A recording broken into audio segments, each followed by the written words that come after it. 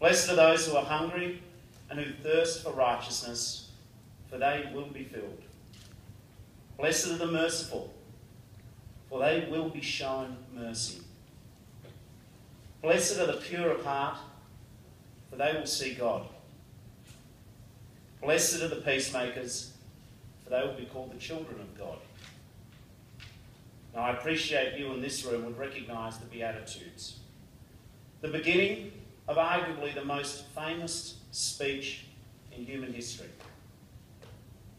In the Sermon on the Mount, Jesus shares the universal love, tolerance and service that underpins his gospel, which is the core of the Christian message.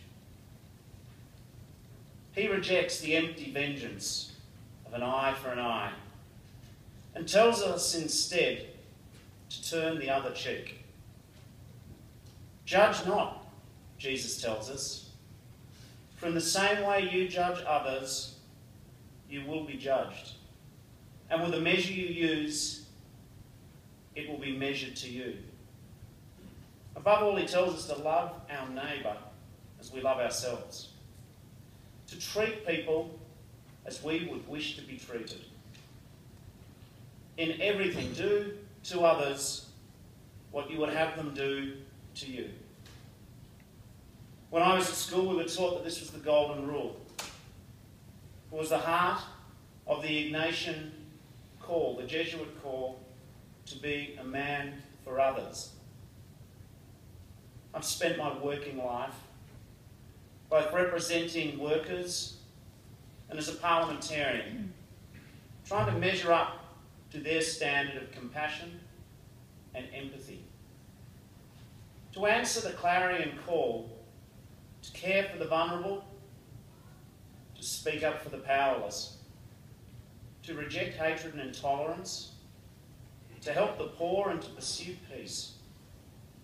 Of course, none of these virtues belong to Christianity alone, nor does a belief in social justice necessarily depend upon the teachings of Christ.